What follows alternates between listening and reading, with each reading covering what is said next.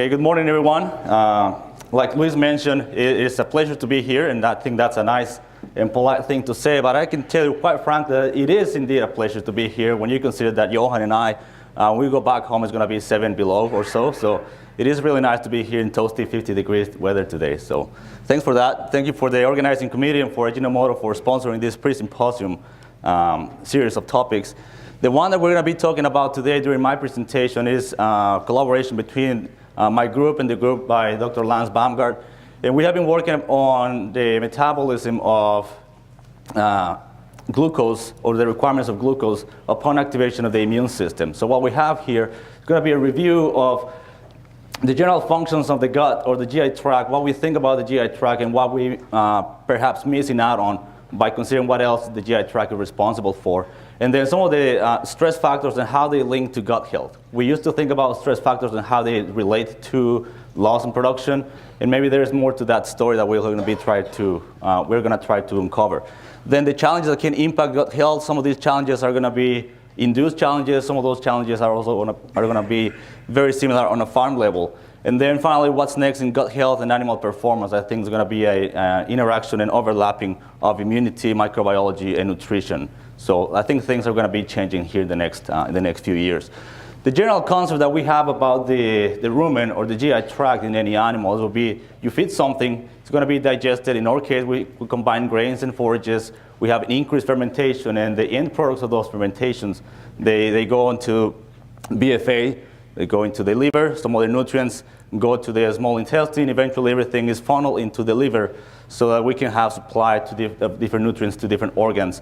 In this case, being dairy cows, we're focusing on supplying nutrients to the dairy cow. So we usually have this figure of 500 units of blood are pumped through the mammary gland for every unit of milk that we have. So this is a very general overview of what we think about the GI tract. But if we think about the GI tract, it's going to be not very much different than our skin. The GI tract is going to be an organ that really is outside of the body. It just happens to be inside. So it's an external organ housed inside the body. It is very similar to skin. The embryonic origin of that is an external tube. And once it goes into the body, what we have here is the first line of defense against pathogens. Just like our skin is our outermost line of defense against the environment, the lumen of the small intestine is the first line of defense of things that have already entered the body. So at least things that are within us. We have different ways of how things can go from the lumen of the intestine into the bloodstream. We have transcellular, so that's going to be more complicated to obtain, but sometimes things slip through the membrane also, and they finally get to the basolateral membrane. The most common ones that we see is the paracellular, so in between cells, things that go or infiltrate in between cells, and that's because we have some damage to the tight junctions here. So we'll review some of that. But this is what else is going on in the gut. The gut harbors a vast majority of the immune system, and that just makes sense if you think about what we have in the lumen of the small intestine. We have toxins, we have proteins or an enzyme that could be almost capable of self-digesting parts of the lining of the intestine. We have beneficial bacteria, we have pathogenic bacteria. We have a whole series of situations that, from a standpoint of maintaining health, is going to be very, very challenging. So we have these lines of defense here, the mucus layers. Those are going to be to prevent intimate contact between the content of the lumen with the apical membrane of the cells, of the enterocytes. But then we have a series of different cells that are in charge of producing immune cells, or that are in charge of mounting a response reaction upon infiltration of different things, including toxins. So some of those things that we mentioned about stress, some of those are going to be very, very common. Transition period, feed restriction is something that we don't purposely do, but we do see that on farm. Psychological stress, I'll show you one extreme case of psychological stress that we had in one farm and what the results were. Some of those other things, heat stress is going to be the classical model for studying stress response in the animals. But then you have other practices such as weaning. That's going to be something that we see as normal, but it's not the norm for the animals. So it's also a stressful period for animals. And I'll talk more about these other topic items here towards the end of the presentation. But all of these, they have a commonality. And that commonality that can affect gut health. And maybe the effect that they have on gut health, how they're negative, is through the common response that animals go off feed. We have feed restriction, regardless of what this is. When animals are not feeding well, they're not eating well. So this is a model of heat stress, and when we see within 1 day of being under heat stress conditions, these animals were lower in dry matter intake, and then the ones that are pair fed, that means if these animals are dropping by 3 kilograms, then these other animals that were under thermoneutral conditions, they would also reduce the intake to be similar between the animals that were in heat stress and the animals that were in thermoneutral conditions. So from this standpoint, it was similar feed intake throughout the period of this heat stress challenge, and then it reduced by about 30%. However, when we look at milk production, we see that the animals that were under heat stress conditions, with this yellow line, they reduced milk yield by quite a few kilograms, and that's usually what we see. We say, okay, animals that are under stress, in this case heat stress, they will reduce their feed intake, therefore milk production is going to drop. However, remember these animals here, they were pair fed, so they have similar feed intake or dry matter intake to these animals, yet they were able to produce more milk. So this goes to show that there's something else going on besides the reduction in dry matter intake. Reduction in dry matter intake only accounted for about 50% of the reduction in milk yield. So what's the difference between this gap? Why are these animals consuming the same but still producing less feed? So that's what we're trying to get to that to this presentation here. What we have is under heat stress or feed restriction. This is a pig model, but it's going to be very similar in dairy cows. What we have is deterioration of the epithelium. So this is just about within 24 hours of heat stress or feed restriction, we see loss of the architecture of the epithelium in the intestine. These are going to be thermoneutral animals fed at libitum. You see the finger-like projections of the villi. They are very uniform. They maintain their shape. Under heat stress or feed restriction, you see the villi become shorter and thicker, and they start losing the structure. So if we have loss in the structure of the epithelium, it is also reasonable to think that we have loss in function. And that function would be digestion and absorption, but also the immune function that the gut carries out is going to be impaired, or at least going to be challenged. So through this, in this same experiment, after restriction feed through heat stress or just pair feeding, they found more endotoxin circulating in the blood. So that demonstrated that it's not only the loss of structure, but it's also the loss of the impermeability or the increased impermeability of the gut that we are having. So we are losing the barrier here. Same happens with cows. In these slides, these are ad libitum fed, so this is 100% of what the cows wanted to eat. And this was a drastic reduction to about 40% of the ad libitum intake. In these slides, what we see, the darker the red stain is, that's going to indicate the more abundance of mucosal substances. So this is a healthy intestine, different parts of the intestine. You see that they have darker stain. That means they're expressing or producing more of these mucosal substances, as opposed to these animals that have a reduced feed intake. They have loss of the structure, but they also have loss of function. As we see, they're not as dark as these stains here. They're not producing the same amount of mucosal substances. So what does that represent? That represents that any animal under heat stress, under feed restriction, this is not heat stress, this is only feed restriction. Feed restriction alone can bring in deterioration of the epithelium, loss of structure, and loss of function. So on-farm challenges that we have here, we have these jerseys. They're always a challenge, but going back to the serious business, what we have here is the transition period, where we have about 6 weeks to make or break that cow. Whatever we make during this transition period, we're going to be paying off either some really good results and some really bad results. I'll show you here some of the bad results of the bad transition period and what the outcome was, not only in milk production, but also in the calf survivability. So transition period, we used to think you usually have cows like this, right? So it is not uncommon for us to go to a farm and find that the dry cow barn, the dry cow pen, it almost looks like a junkyard. Those cows are fed only once a day. The feed is not pushed up as often. And once they start producing milk, then we wanted to perform like athletes, like elite athletes. So we want to go from this to this in a matter of 4 weeks or 6 weeks, depending on what your transition period is. So something very similar to what a lot of people are doing right now, just to get ready for spring break. You know, it is somewhat unreasonable for cows to go from from a very low plane of nutrition to a very high performance without providing the right conditions.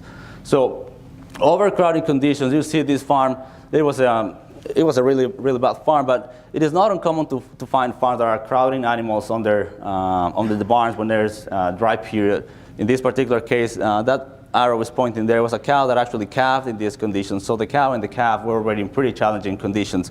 And then, yet we expect cows to perform very well. We wonder why they're not performing to their potential. So this is one of the graphs that I like to show producers when they are asking about why do I have to keep cows from overcrowding? They seem to be just eating fine. This is a farm that had overcrowding issues during the pre-fresh. They had 20% more cows than their barn could carry in the number of stalls. Once those cows calved, they were trying to do the right thing by adjusting the stocking density, and they say, okay, it's at 100% stocking density, but yeah, it was 100% stocking density compared to the number of stalls. But they happen to have 20% more stalls than feed bunk. So in this case, there were 20% of the cows were not able to eat all at the same time.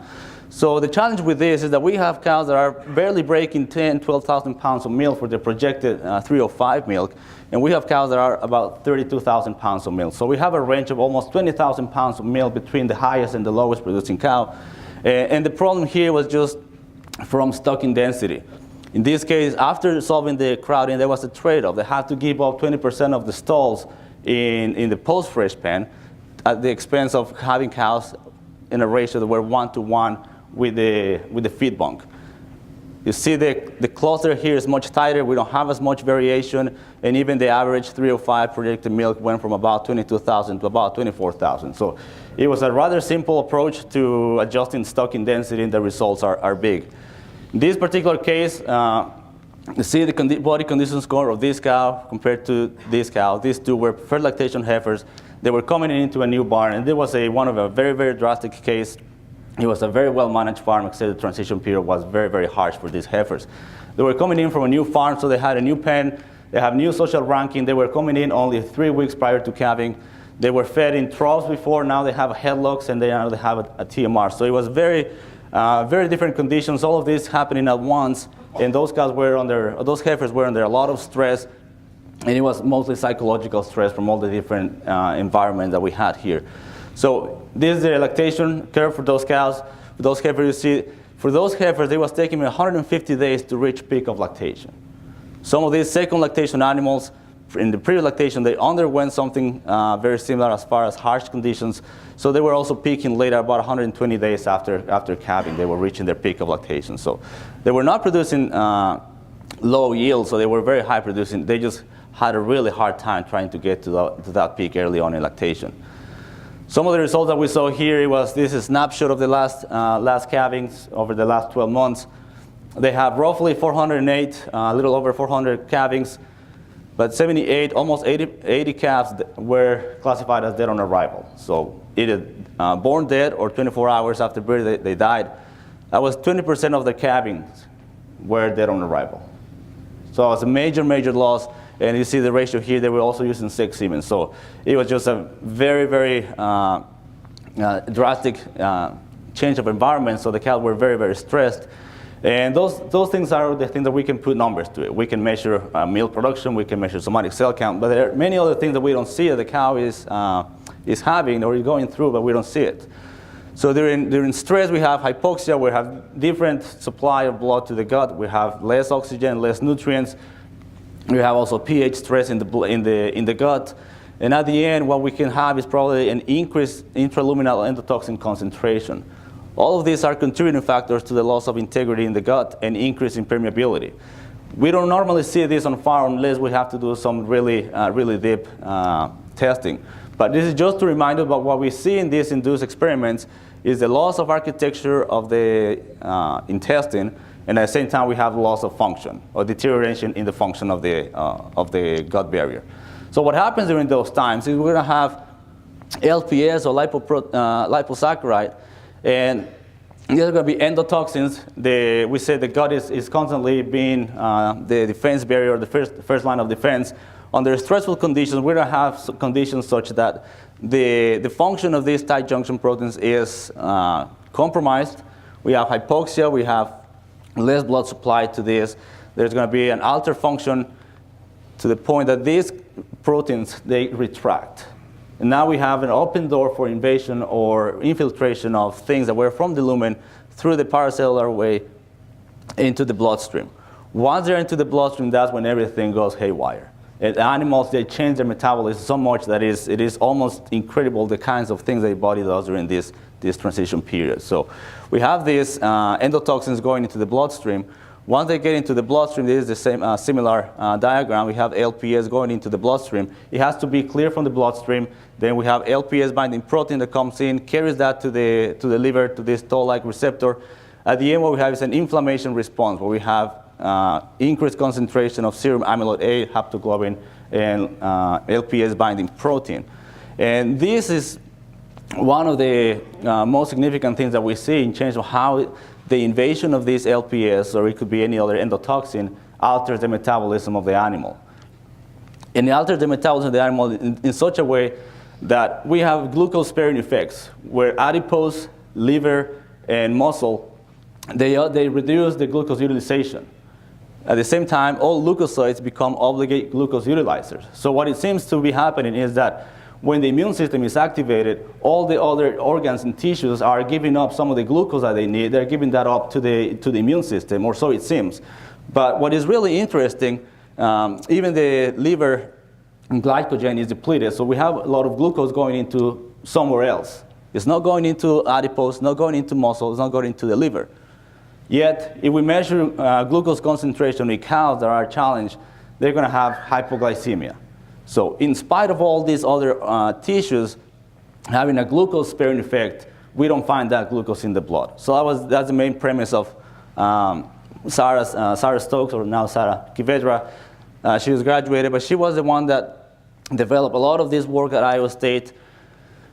When there's an LPS challenge, what we see immediately is that very, very quick response, very spike in glucose concentrations in the blood. And that's perhaps coming from the other tissues that I mentioned giving up glucose utilization. They are sparing glucose, so we find that glucose, but then shortly thereafter, we see that the immune system kicks in, and then the concentration of glucose sharply drops to below physiological levels. So those cows are in hypoglycemia during these challenges.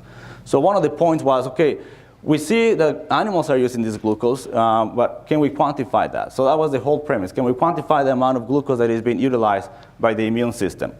And to give you an idea how that was done, we had cows with two catheters. One of them was to draw blood samples. The other one was connected to this infusion pump that was also connected to a dextrose bottle. And the point here was to take a blood sample and determine how much, or determine the concentration of glucose, then give the challenge, and we know that glucose was going to go up. So if it goes up, is the normal response, don't do anything. Just leave it go up. But then every 10 minutes, they would take a sample and see where the blood glucose was. If blood glucose was below the physiological threshold, they would increase the infusion rate in the pump, so they would be pumping more glucose, trying to maintain the physiological level of glucose. So that was a way to try to quantify how much glucose was being utilized. So this is the infusion pump, and it could go up and down depending on what the glucose level is in the blood. So this model was, it's called a euglycemic clamp. It was very successful. You see this, the solid black line, that's the line of the control cow, so that's where the target was for glucose in blood. This is a very rapid spike upon the LPS challenge that we see that glucose concentration goes up. This dotted line, this dashed line rather, this is the LPS challenge cows. They were just let run the course of the challenge. And then this other dotted line here, those are the ones that received LPS, but they were being infused with glucose. So it's a very successful model. You see the lines pretty much overlap, so they were able to maintain the concentration of glucose in the blood by varying the rate of infusion with that pump. And it is not surprising that we see a loss in milk yield because those cows were being challenged. And what is surprising, though, is that even though cows were being infused with glucose, those would be the blue bars, they had about an 85% reduction in both cases, with and without glucose. So at that time, what it shows is that the mammary gland is also not responsive to glucose. The thing here was that we would expect that the mammary gland probably picked up some of that glucose so the milk yield could be recovered. There was no recovering of milk production. So at that point, the immune system was top priority for the metabolism of the cow, and everything else was just trying to spare some glucose. You see here, this is the rate of infusion that was accounted for. At the end of the day, what we have is about 1 kilogram of glucose that is being utilized, and this is only a 12-hour period. So about 1 kilo of glucose that was utilized by the immune system. So that's going to be a lot of energy, enough energy to synthesize about 1.4 kilograms of lean tissue or about 15 kilograms of milk. So it's a significant loss in production. And one of the things that we see is that people say, okay, that's an infused, that's a artificially infused infiltration of endotoxin. We don't normally see that on the farm. It is a stress model, so in order to study these responses, we have to exacerbate the response. We have to exacerbate the challenge so that we can study more in depth what's going on. But that's not good. That doesn't imply that we don't see conditions like this on the farm. On farms, we have different challenges. We can have low intensity periods, low intensity challenge, but long duration challenges. For example, prolonged periods of subacute ruminant acidosis or other subclinical disorders that we have over a long time that we don't see it. Low intensity, high frequency, this is something very common. Animals running out of feed. Those animals, it's going to be only for a few hours, but they could be completely out of feed. So it's going to be very similar to the feed restriction. Or we could have high intensity and long duration. For example, hot, humid seasons. Those are going to be very, very stressful on the animals. Or the calving transition period. Calving will be more of a short-lived challenge, but the transition period could be longer in duration. So this is what we see on the farm that are very, very similar. The commonality about all of this, we're going to have reduced dry matter intake. And we see what feed restriction does to the intestine of the animals. So this is where we're trying to get to see if there's more interaction between immunology and nutrition, because those cows that have reduced feed intake, no matter what the challenge is likely they're going to have more damage of the epithelium and more infiltration of endotoxins into the blood. And so some of the things that we normally see that are very similar to these feed restriction challenges, we have this with one farm. It was not uncommon to see this. They did have a rumination color, that was a good thing, but cows didn't really have much to ruminate on. There wasn't much feed here. And that was a common situation on that farm. Then this is one of my biggest pet peeves, cows coming back from the parlor and not having access to feed. The feed is there, they just simply cannot reach it. And so obviously feed has to be within reach and not overcrowding. We need to have enough effective bunk space. Otherwise, we just have things on the farm that can push the cows over those challenges of feed restriction. So the effective bunk space, you see this is one farm, we have about 5 headlocks with no feed, and we might as well don't have those because with no feed, that's not effective bunk space. So this is another farm. This is a little video. I don't know if you could play it, please, here on the screen. With this one farm, you see all that looks good until we get to this. We have an overcrowding situation. We have cows just chewing on crumbs, and it is not the norm, but it's very frequent that we find some of these uneven distribution of feed around the farm. So these cows, most people say, okay, well, those cows are going to go and find feed elsewhere. And those cows, we can tell they're very territorial. You usually find them around the same area in the bunk. So it is, unless they're really hungry, they're going to go exploring. If not, they're going to lie down and wait until somebody comes, pushes the feed, and then they redistribute the feed along the bunk. So we have feed restriction challenges on the farm as well. So it is not only in the experimental challenges. We also have these conditions of stress on the farm. So obviously we should have feed available for all those cows, especially when they come from the parlor. Originally it was a time lapse, but in this particular barn, in a matter of minutes, just pushing feed up, the feed bone was full. These were heifers, but cows do the same thing. When they're really hungry, you just push the feed up, cows are going to come and eat. So some of those things are going to be very beneficial for the cows. The mitigation strategies, they are rather obvious. We're not trying to reinvent the wheel. We're just trying to undercover what goes on when animals are under these challenges, and we don't see it. We see a reduction in milk yield, but we don't see all the metabolic challenges that the cow is going through from the inside out. So prevention of infection is going to be very, very obvious to keep cows healthy. And all of this hinges on the fact that cows need to have feed available. So we can have encouraged feed intake and then increase or enhance intestinal permeability, not increase, but decrease permeability or just improve it so that the right things can come in and the wrong things can stay out in the lumen. This is one of the things that we're actively working right now to manage hand-gut fermentation. We need to maximize digestion prior to the large intestine. We think there is a similar case going on between human conditions and what we see on the farm as far as irritable bowel disease or Crohn's disease. Some of those things are going on in humans. I think we have some of that in animals as well.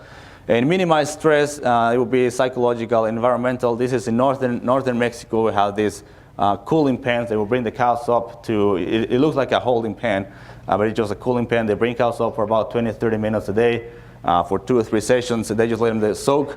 It's also video. I know you can play this short clip, but okay.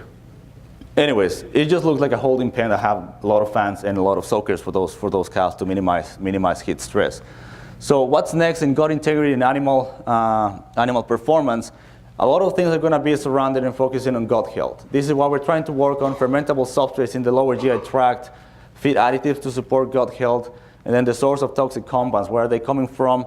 Microbiome is going to be a huge thing where we have a lot of overlapping between nutrition and microbiology. So from this thing, we have the interaction between nutrition and immunity. And just like we have the glucose requirements of an activated immune system, there is some work going on to determine amino acid utilization by the immune system. The immune system will no longer require energy, also requires protein. So there's going to be some work coming out to trying to quantify how much protein is being diverted away from production into support of the immune system. In terms of the microbiome, we have even different definitions. We used to think just symbionts, it's a win-win relationship. Pathogens, those will be opportunistic, and they will be responsible for an acute response or an infection or disease, but it will be targeted to these pathogens.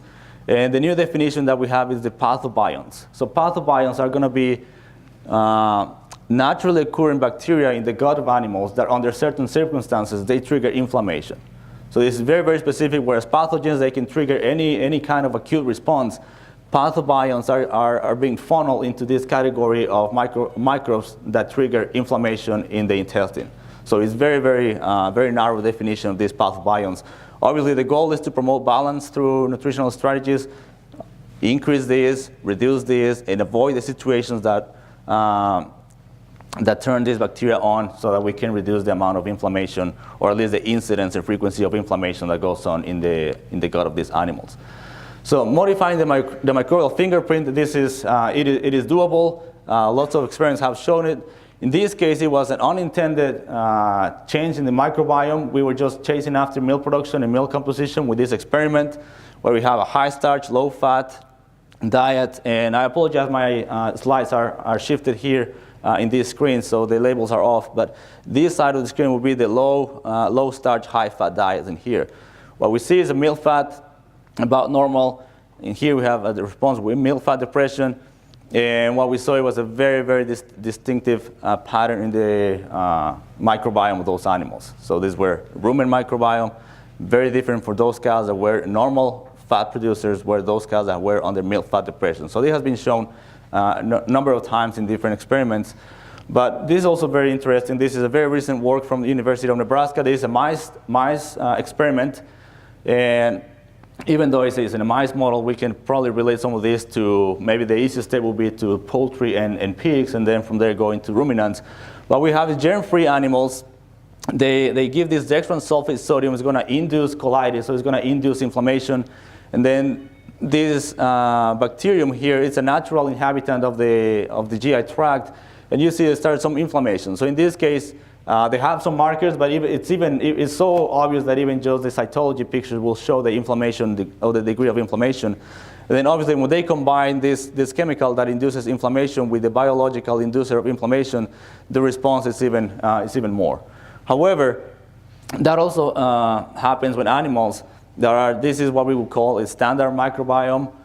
There are these mice models that have been inoculated with specific profile of microbiome. When they give the chemical inducer of colitis, they do respond. They have increased inflammation. when they have this bacterium, they have increased inflammation. But take a look at these two pictures. These two pictures here will be showing the same thing.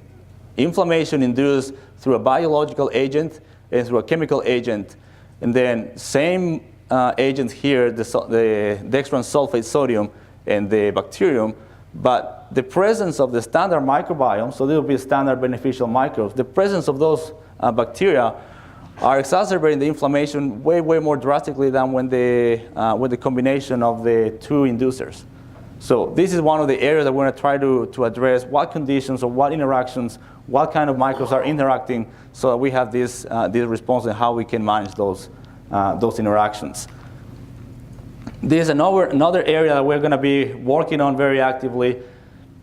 This is from poultry work, but it's going to be applied to dairy cows.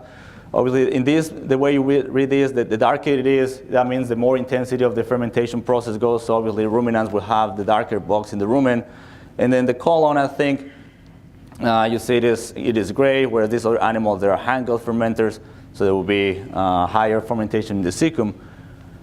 But I think in dairy cows, the colon is not really designed to be fermenting nutrients, at least not to the rate that some of these cows are. So what we have here, or the hypothesis here, is these high-producing cows, they will have very high intake, and that increases the rate of passage. Actually, the Penn State Shaker box now has a 4 millimeter screen to indicate some, or that would indicate some things that are bigger or slightly less than 4 millimeters are passing out of the rumen. So those are going to be highly digestible substrates. They could reach the lower GI tract. Some of them could be digested in the small intestine, but many of those maybe reach the hindgut, and that's where we see some things in dairy cows.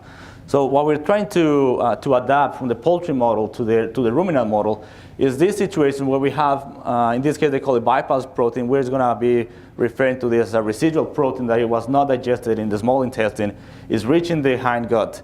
And in the colon of the distal GI tract of animals, we have this fermentation, but it's a fermentation that it is classified as putrefaction. So it's almost like a rotting process in the hindgut of these animals. And what we have going to be in those amines and cresols, even ammonia, all of these could be substances that are going to irritate, they're going to deteriorate, and probably be increasing the permeability of the lower GI tract, so that there's going to be more infiltration in these environments where we are heavily populated with bacteria.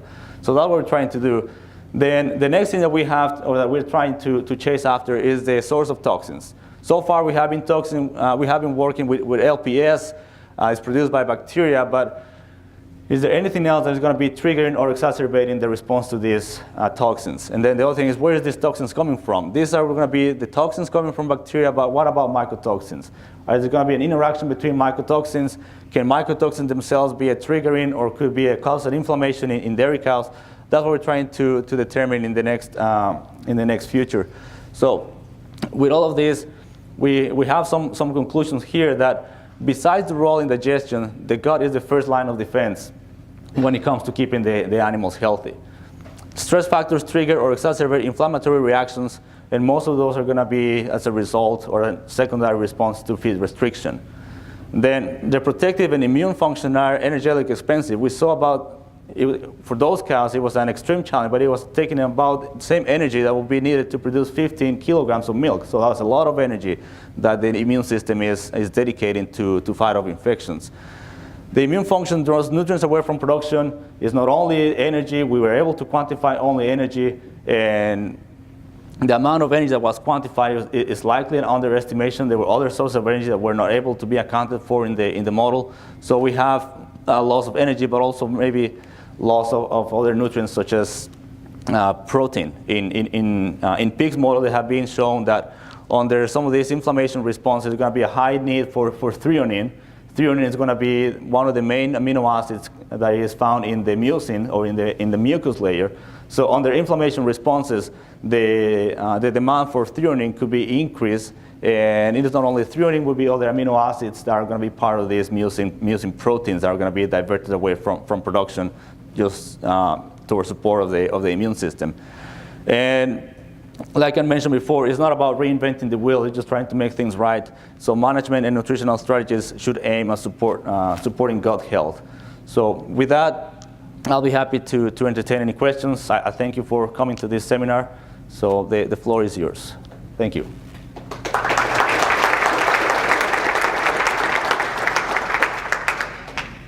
We have time for a couple questions.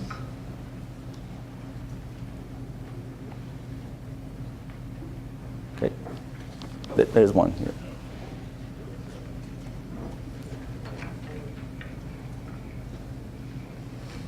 Thank you for your talk. My question is that you say that heat stress and the reduction in feed intake, that only accounts for about 50% of the reduction in milk loss. So I'm wondering if heat stress on the gut permeability, is that directly because of the reduction in feed intake, or are there other things at play that are causing that increased permeability? The increase in permeability, one of the responses could be from heat stress, just because it's that, when animals are under heat stress, they are diverting blood away from the gut towards the outside of the body to dissipate heat. So that alone reduces the amount of oxygen and the amount of nutrients available for the gut. So that's one thing that is going to be compromising the integrity of the gut. But through feed restriction under heat stress, only 50% of the meal reduction was accounted for.